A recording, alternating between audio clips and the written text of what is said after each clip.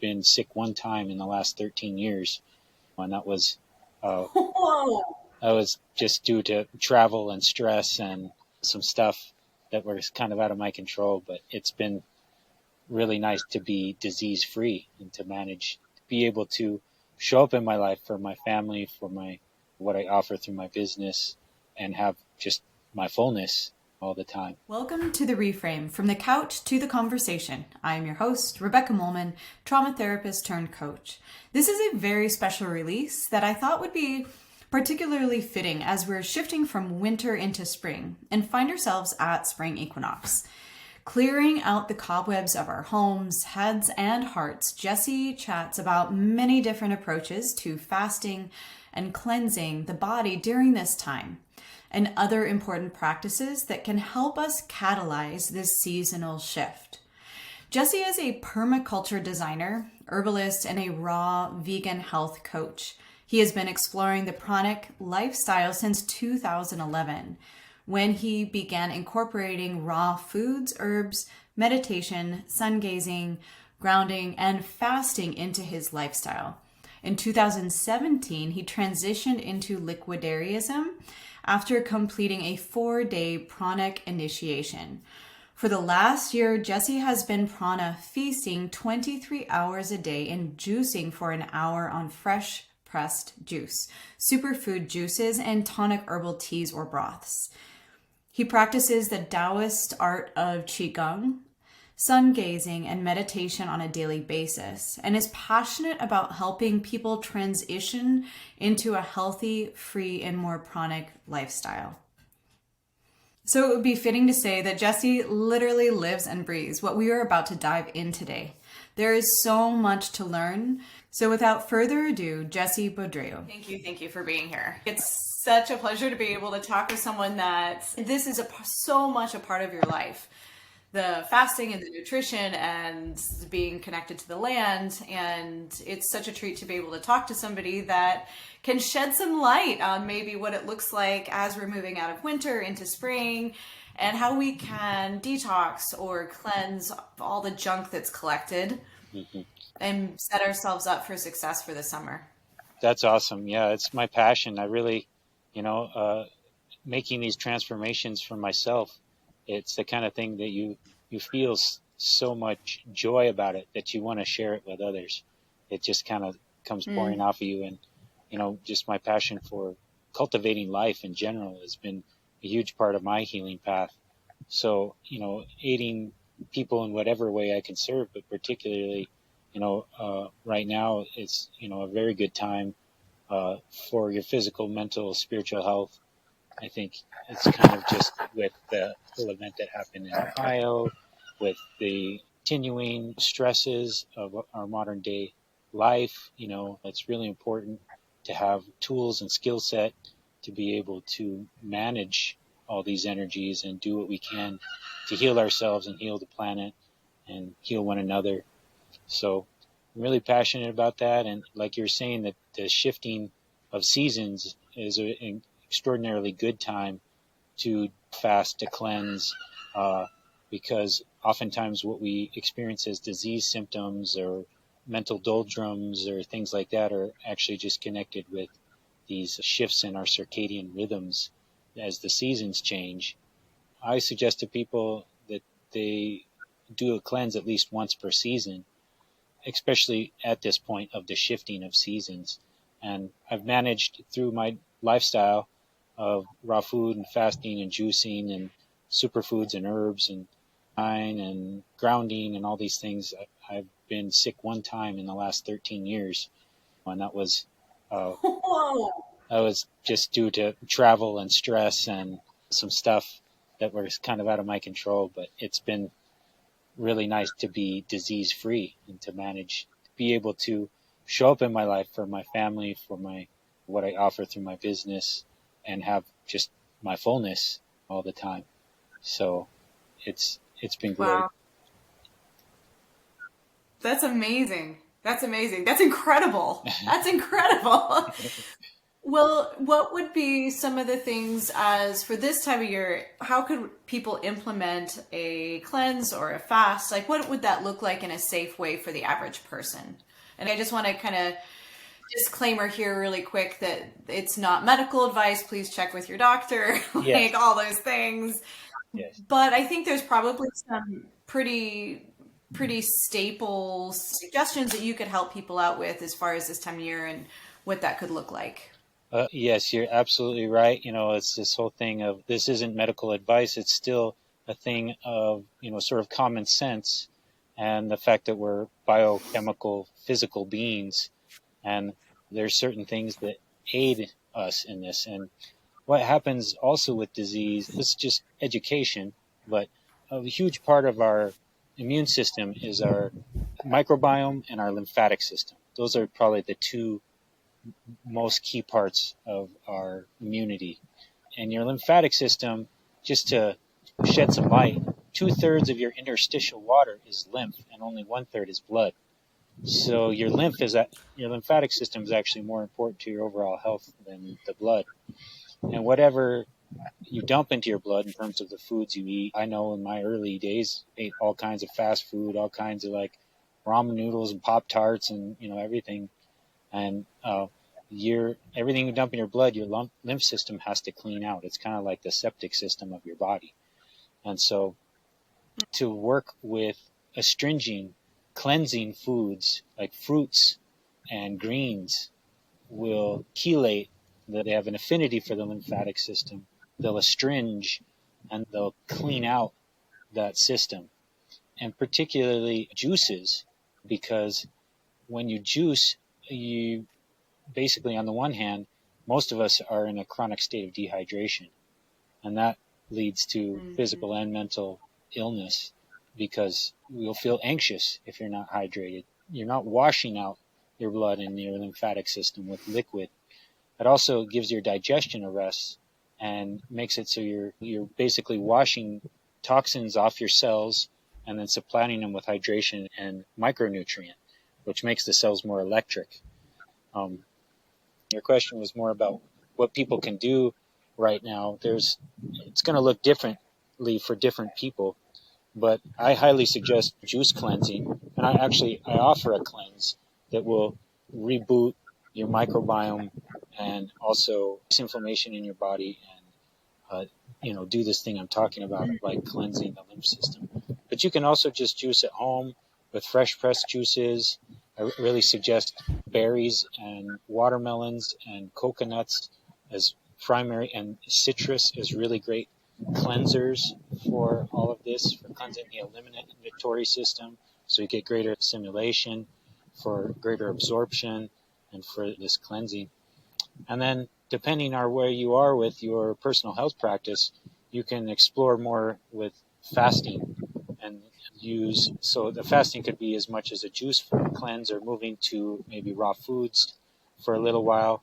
A lot of people do raw foods as a lifestyle, and I'm all about that, but even just doing it for a month can have lots of benefit because those raw foods are high in the waters, high in biophotons, because that's another thing that's kind of a misnomer about our food, is that our energy is connected electrically to our food. And so it's about getting those biophotons as well as increasing the nutrient density of the cell and getting the cell more electric to be in these like higher states of health. Does that relate to the pH level? Well, Because I hear a lot about like too acidic, you need to be more alkaline. Is that in relationship to that at all? absolutely. Deep side of alkalinity burns less than the shallow side of acidity. And acidity in the body equates to inflammation. Most of our disease is connected with inflammation. So it's this whole thing of this electromagnetic aspect of the body that needs this balance of alkalinity and acidity for the body battery to be highest functioning. I think the new field of medicine is just emerging in things like quantum biology, where they're understanding that really healing is about energy more than anything.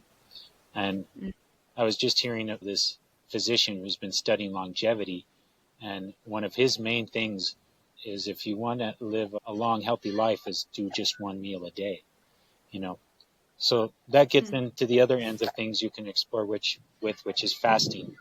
So, you know, a raw food fast, a juice fast, that's one level. You can also get into like water fasting, intermittent fasting, or dry fasting, depending on kind of the level of your experience with fasting. Could you describe what the difference is between those? Because it's one thing to hear about these different fasting things, but then it's a whole nother ball game to make sure that it's the right fast for the right person, for the right amount of time, Yeah, for the right age, for the right, you know, are you female, are you male? Like, there's so much to this stuff. absolutely. There's a million permutations, just as many as there are people out there, to your unique healing conditions, your unique temperament, your position in life, and your like household, etc. So, you know, it's mainly to your discernment. But what I can do is just share, like, in terms of education. So, intermittent fasting, many people are aware of now, is just closing your window of when you consume things, in particular things that are high in calories or sugars. You can consume water and tea all you want without really spiking your blood sugar, you know. So the most popular form of that is like the 16-8, which is 16 hours of fasting and 8 hours window when you consume whatever you want, essentially. And just employing that, you can make massive health gains, even if you make no changes in diet or anything like that. If you combine changes in diet or add some of these superfoods and things like that that I share, then you double up on your benefits. So I highly suggest approaching it from that way. But, you know, with the 16-8, you can just like end eating at maybe 6 in the evening and then start again at 10 the next morning.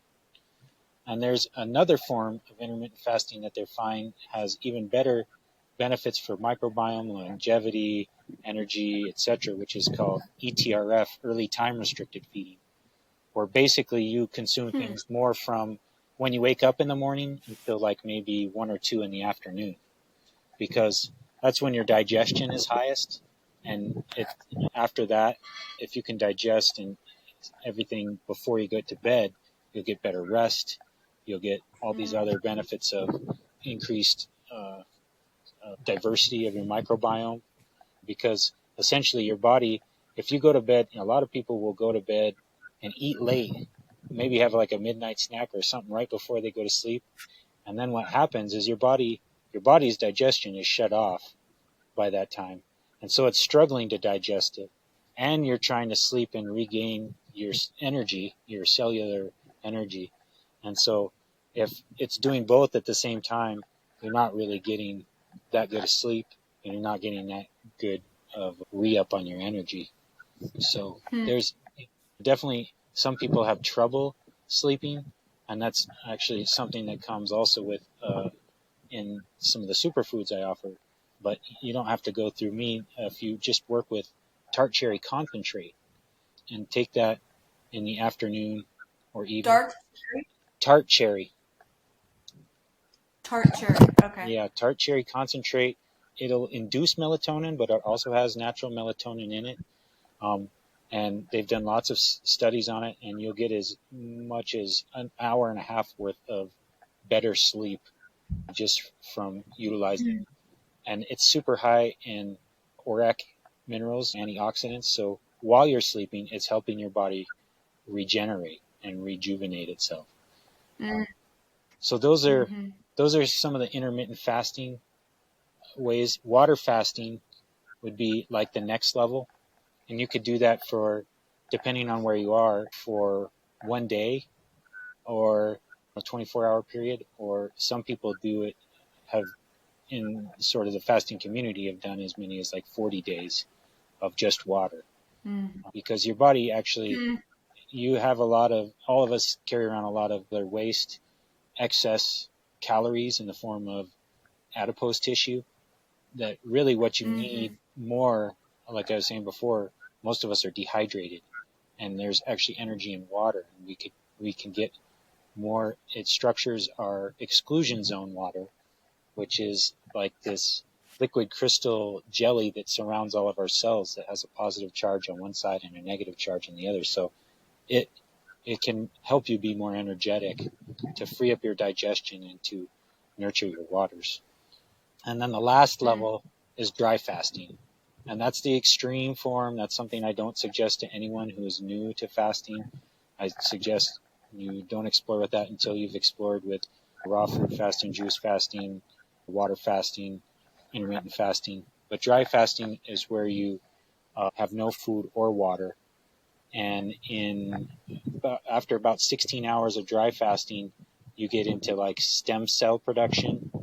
And I think a 24-hour dry fast is like a 2 to 3 day water fast in terms of cleaning up the cellular waste, and it gets into your interstitial waters and detoxes you at a very deep level, cleans out your kidneys. Most of our kidneys are impacted just by the overaccumulation from constant, like as a culture, we eat for every reason besides nutrition.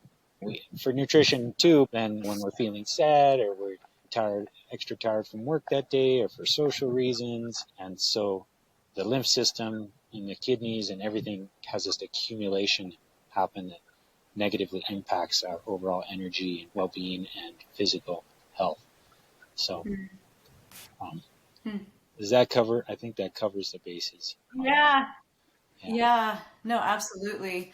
Would you mind telling a little bit about how you put all of these things together, and how maybe an example, maybe a real life example of how you work with people to make a lot of this? And I'm kind of a health nut myself, so I realize how much goes into this, and it's important to have guidance on this path and to have a second set of eyes as we're trying to change our own relationship with food. How do you show up for the people that you work with, I guess? Oh, just to answer that directly first, and then I'll kind of share my story. But on the one hand, it's through this cleanse I offer. It's very well formulated. The man who put it together took 27 years to formulate it. He worked with Dr. Ann Wigmore, who was the person who started wheatgrass juice therapy and was able to help people heal a lot of conditions that you're not supposed to be able to heal, like diabetes and things like that. They've shown, there's a doctor now, I think his name is Dr. Fung, who has helped a lot of people heal from diabetes just with intermittent fasting, for instance. So the main thing I do is share this cleanse because on the one hand, it's a 30-day cleanse, and it's designed to cover all your macro and micro nutrient needs, and it keeps you satiated and energetic while you're detoxing. It tastes good, and then it's designed to be this 30-day thing. If you could do something 30 to 90 days, it entrains as a habit, and then you can do it after that with ease.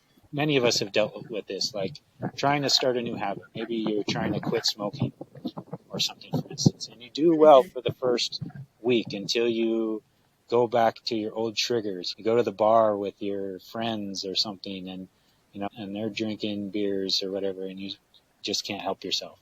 So that's some of the things is I help you with your cues and the triggers that cause you to go into your bad habits. But more than that, it's like subtraction by addition. By adding these superfoods and juice therapies and more practices than that, I show up as an accountability partner. People, if you have an accountability partner, you're 60% more likely to do a thing just from that alone.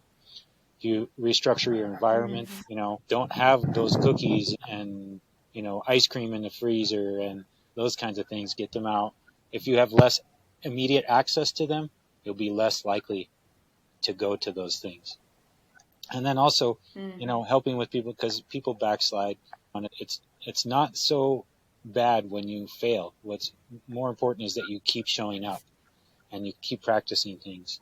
So I coach them through their sort of atomic habits, the little things that they can do every day in small ways, and ways to change their environment, support them through accountability and finding things they can replace it with. So if you like ice cream and cookies, for instance, I love cooking and working with raw foods and herbs and stuff, and I could make you a raw tiramisu with reishi mushrooms and all kinds of superfoods that would knock your socks off, so that you can have that experience still, but having it with foods that you're replacing more of the acidic, inflammatory foods. So those are the main ways. Just showing up and being your friend throughout it, helping you find replacements and helping you change small habits, and keeping consistent.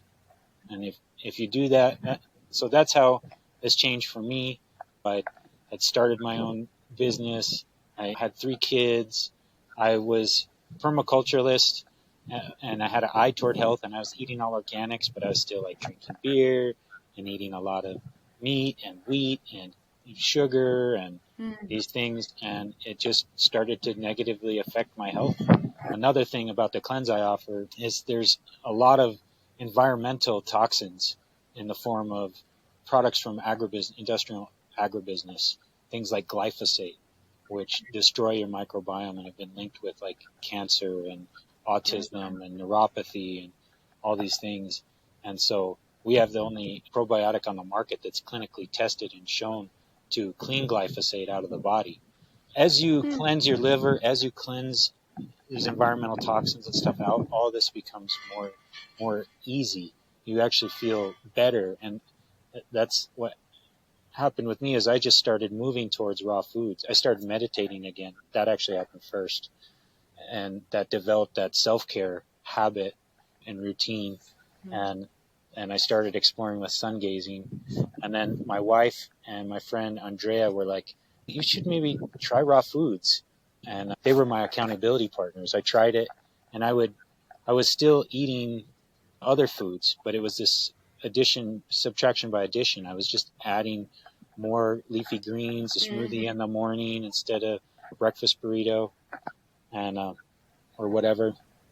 And I would be motivated on the one hand or inspired, because like I'd eat a salad and I'd literally get high. I'd be like happy and like, just like, oh my gosh, this is the best salad. I'm feeling so good, And then I would like, maybe backslide and have a breakfast burrito and be like, oh my gosh, I can't believe I did that to myself. I'm hurting, And so those can be motivators. You can utilize those things to motivate you to employ more self-care and be more consistent. We get really stuck in black and white thinking and like, okay, I'm going to change. I've changed, right? But then those back steps aren't really back steps. I think they're necessary in movement forward, because we have to kind of remember like, oh yeah, that's why I don't do that thing, right? And even more like solidifies that commitment to moving forward and feeling good and happy and healthy. So I think it's part of the process, and it's important for people to remember that. 100%. I totally agree with you. It's they say statistically, like people who make these types of changes, if they give themselves like a cheat day, those people tend to have better long-term success than people who are like, okay, I'm never smoking a cigarette again, I'm never having a drink again, or I'm never eating this thing again. We got to realize that as we form these habits, they served us for a reason, to reduce stress or gave us pleasure in some way. Maybe it's like recipes that your mother made for you growing up that wasn't so good for you, but it was her way of showing you how she loved you when you felt bad. You could have this special treat. There's going to be a big part of this, transforming as you cleanse, whether you're working with juicing or fasting or any of it. There'll be emotional detox and physical detox symptoms that don't feel so great. But if you just keep going, on the other side, it's like a lot of things. Our benefits come if you go to the gym and you go work out. Maybe working out is really hard and really a struggle, but then once you get done with the workout, you're like, I feel great, We know that the emotional content is stuck in the body, right? And then as you're working out, like some people have catharsis, like what you're saying, even during yoga or at the gym. But then if you're working pretty intimately with the body in detoxing, getting rid of old material physically, it seems only natural that you would run into those emotional releases. How would you coach somebody in what to do in those moments where you can feel old material bubbling up? I would reach out to friends or therapists. A big thing for me has been meditation. that's been probably number one. Meditation and movement have been massive for me in terms of my self-transformation and just overall wellness. And it's something that I'll never stop. It's like, it's too integral to my self-understanding and connecting in with. I don't know how people get through a day without meditation. It's a way to check in with how you're authentically feeling emotionally, and to get into rest and digest, and to allow these things to move through without the anxieties that sometimes are attached to it. But definitely reaching out for help it's been all too enculturated in us as Westerners. Oh, I'll take this all on by myself. I can do this all alone. And really, no one gets to a high level of anything without the help of other people. So whether it's just a friend you connect with, I'm feeling terrible today, I'm detoxing some stuff, and I just need to unload, as long as they're willing to receive you and be that for you, and you're not just kind of blasting it on people. That's a perfectly fine way, I think, a perfectly healthy way. But yeah, meditation and movement. A lot of times I'll be dealing with family stuff or work stuff, and feel caught up in it. I'll just go for a walk. Nature bathing is another thing that I'm super fond of personally, that has really helped me a lot. Just get out in nature, even if all you have is a nearby park or something like that. Just go for a little walk in nature, get some fresh air, get your eyes on a tree, hear some bird song. At the end of it, you may feel a lot better. Not trying to repress it or just stuff it down or think you can do it all. Go to some of these kinds of tools. I was just thinking about there's a lot of science in what you're calling nature bathing is also that forest bathing out of Japan. Mm-hmm. And I think a lot of the studies are coming out of Japan on negative ions and their positive impact on the human body, and longevity studies, but then how they have such a significant positive impact. Yeah, physically grounding. This whole thing of us being electromagnetic beings, and most of the time we're disconnected by rubber soles to the earth. And if you can actually get yourself, like in our shoes. Yeah, get yourself physically connected to the earth. Like when your child is unruly, what do? We ground them, right? And it's kind of like bringing them out of the too much up here back down on earth. And so I spend every day barefoot as much of the day as possible. I'm a gardener and I'm a herbalist, so I can pretty much be barefoot all the time. So I'm lucky that way, but I designed that way. So, but that's been super helpful for me also. Well, thank you for taking the time, Jesse. I really appreciate it. I'm going to make sure to put all of the links in the episode notes or in the chat. And is there any last thoughts or takeaways that you'd like to cover before we sign off here? I just, once again, thank you for having me. It's nice to connect with you and develop this relationship. That's what I love about what I do, is I just get to talk and hang out with cool people all the time, and with plants and things. And I really believe that we live in a heaven realm, but we have to work for it, essentially. And so I'm just thrilled if I can help you in your health journey in any way. Any one of you out there who's viewing this, be honored and just tickled to be your partner in helping you take better care of yourself. And I think the more of us that take this on and take self-care seriously, I hate to use the word seriously, but to authentically take it on, then we're actually lifting the vibration of the whole planet as we start to take care of ourselves and prioritize ourselves. And then we actually come from a place where we can help other people because we've done it for ourselves. And even if it's just you, Buddha says we could make one person happy, and that was ourselves. And if everyone just did that, we would have world peace. One person plus one person plus one person.